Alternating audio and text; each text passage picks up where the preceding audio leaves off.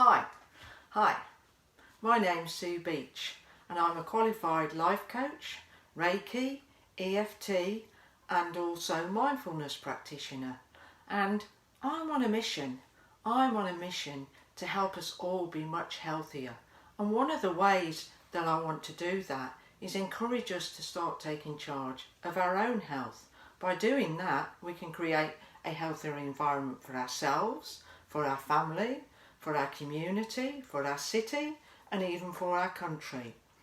So, as I mentioned, I use lots of tools, but today again, we're going to use this heart tool. But the subject that I'm going to talk about today is actually addiction. It seems like a big thing at the moment, and I did put a post up about addiction beforehand, so I thought that we would just carry on from this. So if we look at our heart thing again, we'll go through all of those questions again, similar to what we went through before, except this is going to be about addiction. Now, I know that some people have full-on addictions that takes over their whole lives.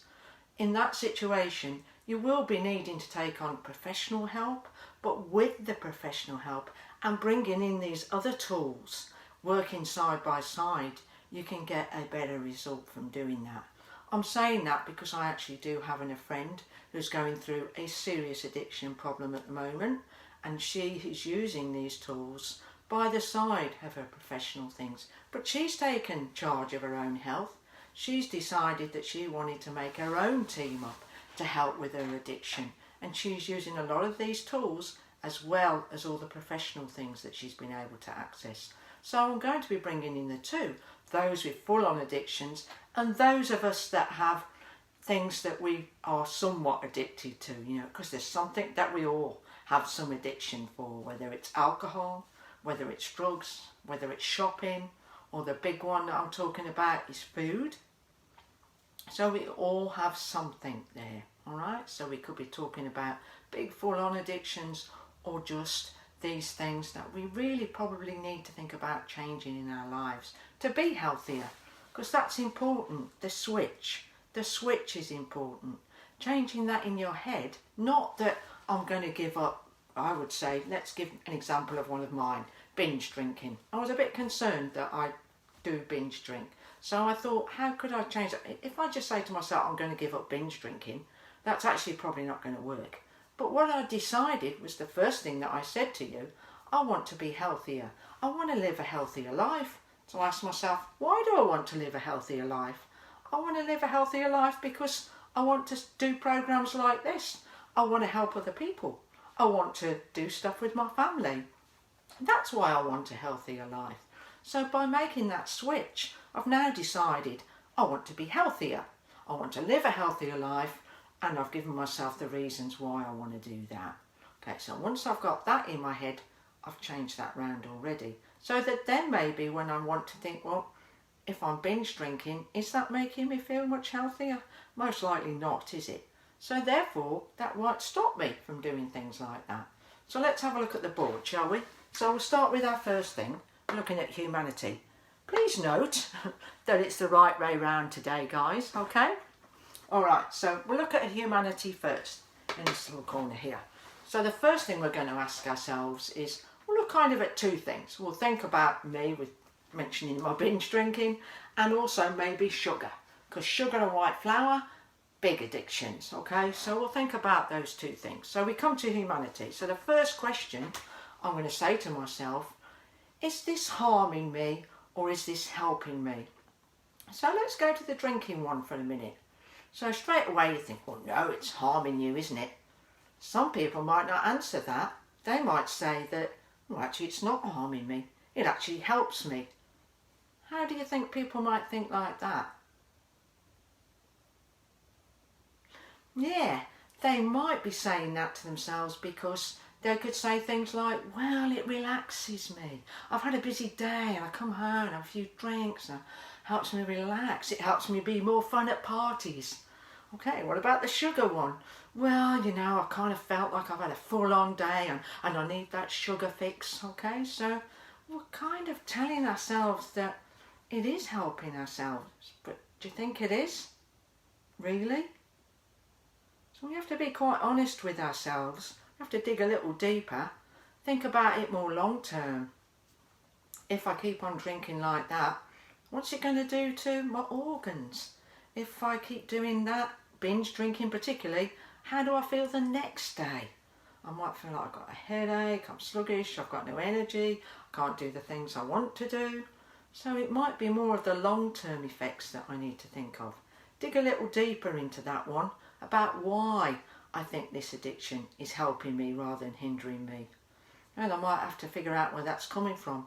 Quite often with addictions, we're filling something up. We're not wanting to face up to something. We're not wanting to dig deep into something. For food, it could be a distraction so we don't have to think about something. We get up and we eat a cake or something so we don't have to deal with what the actual thing that is going on for us, okay? So it could be something like that.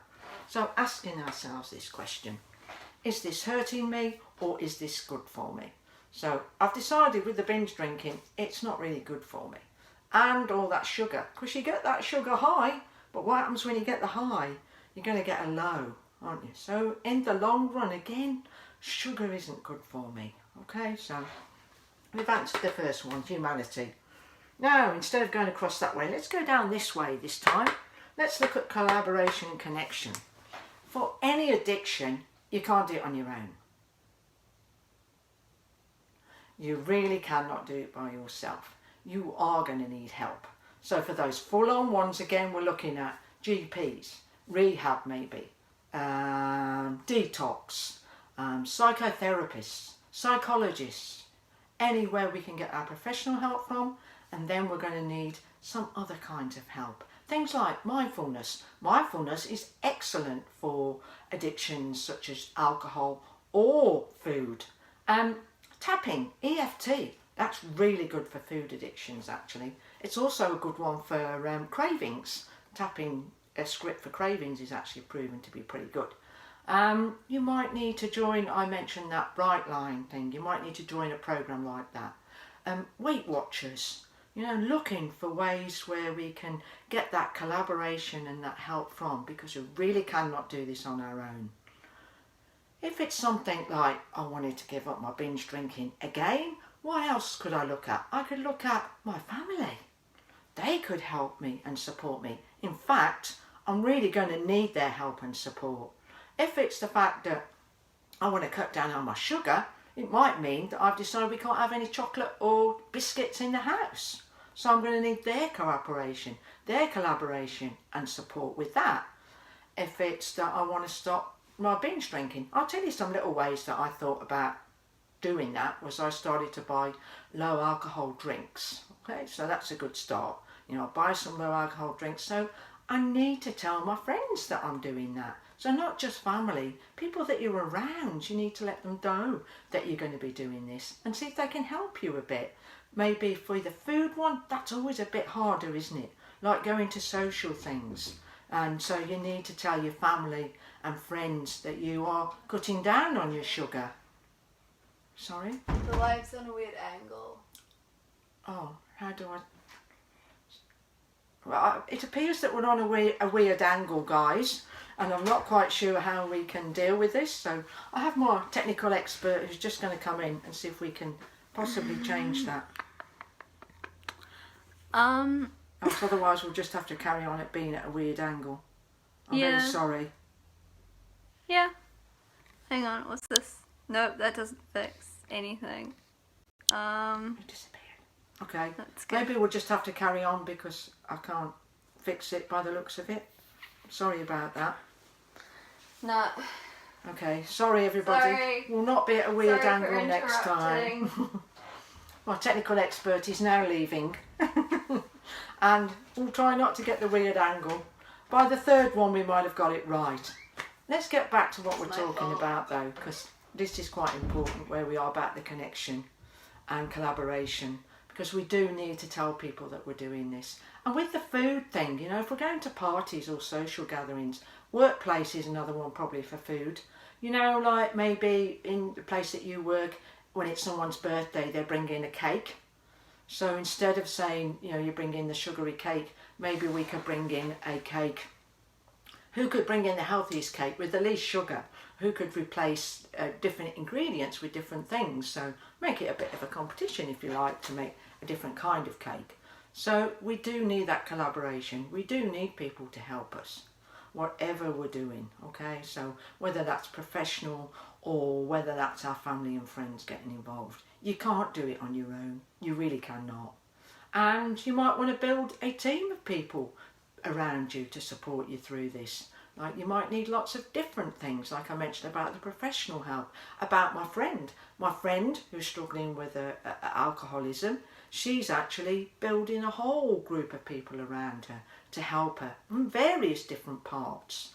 She's taken the power to look after this situation herself. She's taken her health into her own hands. She's still using professional help, but she's also using mindfulness and some other tools that she's found to use. And even like an arts and crafts person, because that's what she's really into. She's decided that arts and crafts would be a good way to help her through things. So sitting down, working out who can help you with these things, what kind of help you're going to need, okay? The connection one even. Perhaps you've got a friend who's already been through something similar, that they can give you a few tips, give you a few ideas of what you could do about this situation. Join a community, a Facebook community. Look for a community of people that have gone through similar things. So make connections with it. Collaboration, connections, very important, okay? Now we'll come up to our resilience one, all right? So we've got resilience up here. So we'll look at resilience now. So do you think by making yourself healthier, by giving up something that you're addicted to, or cutting down, you might not have to give up completely. I mean, I'm a believer in everything in moderation, but everybody's moderation is different. Like, what I would think is moderate, you probably would think is far too much, or that's, what I might think is moderation, you might think is less. So it's kind of getting to know our own bodies. We need to get to know our own bodies and our own minds to figure out what our moderation is. So if maybe I have 3 beers, the next day I've got a headache, I feel really sick, so maybe 3 beers is a bit too much for me. So maybe I need to stick to 2 beers. Okay, so it's getting to know your body, getting to know your mind. So a good way for that, mindfulness. Excellent tool for understanding your body and your mind. But also stuff like writing a journal or a diary, reminding yourself about how things felt when you did or ate certain things or behaved a certain way. It might be more about what you're thinking about it. So keeping journals, diaries, that kind of thing to fall back on, okay? So you're doing all those things. This is a good way then you can look back and say, is this building resilience? Am I better because I'm cutting down on this? And you can see that you are improving. You say, well, there is an improvement. Also, when you're keeping a diary, when you're keeping a journal, when you're using mindfulness, you can look at, well, because you are going to stuff up and you are going to get things a bit wrong. So you can look how you might do that better next time. Well, I could do that. If I did it like that, I could actually do that a bit better next time. That kind of went a bit wrong, so I'll do it better. Okay, so we are building resilience. We're building resilience in ourselves by keeping ourselves healthier, are we not? We're building resilience in our family because they can see that we are much healthier, that we seem much happier, that we've got more energy. So they want some of that. We're building resilience up in our friends because if they see that we're much healthier, we're much happier, again, they might want to be like that too. We're also, if we're actually getting much healthier, we actually stop becoming such a drain on the health system itself. So we're building resilience up in our community, in our country even, and it goes on and on and on. So we are building resilience by being healthy. It was proven in COVID-19 that those people that had a stronger immune system were be able to cope with having the virus than those with a lower immune system. And that goes for everything, doesn't it? Coughs, colds, everything that's going around. The stronger your immune system, the faster that you'll recover. Probably you won't have whatever it is as bad if you've got a good, strong and healthy immune system. And definitely being healthy creates that strong immune system. It creates that strength in you. Okay, so that is building resilience. The next thing we'll look at, and I have no idea how much of an angle this is because I'm looking straight. So self-compassion. Okay, so this is a biggie, a huge thing for addiction. You have got to like yourself or love yourself. You cannot love anybody else if you cannot love yourself unconditionally. So watch those chitter-chatter things in your head. Start noticing them. There's this thing that I've got called RAIN that I use. Lots of people use RAIN and there's lots of interpretations of it. If you actually go onto my Facebook page, you can actually check RAIN out there, and that's very good at getting into grips with the conversations that you're having in your head and thinking about where they're actually coming from. Because a lot of these addictions, they come from trauma, anxiety and grief. And the RAIN is a good way of getting down to the root cause of what I said earlier about they're filling something up almost. So RAIN's a good way to get into there. But before you start, you have got to give yourself some love and some self-compassion. You really do have to work on that self-compassion, self-love, okay, self-care, self-compassion. Keep saying all the good things about yourself. When you have a negative thing, try and replace it with 3 positive things. Like waking up in the morning, saying 3 good things about yourself before you start the day. A really good one, looking in the mirror and saying, I love you. I love you. Or you rock. You totally rock. If you can't do that, maybe, I like you. I like you. Or even, I'm working towards loving you. I'm working towards liking you. It's a few times before you start the day. It feels kind of weird at first, but you soon get used to it. Because how can you love somebody else unconditionally if you can't love yourself unconditionally? So it's working on that.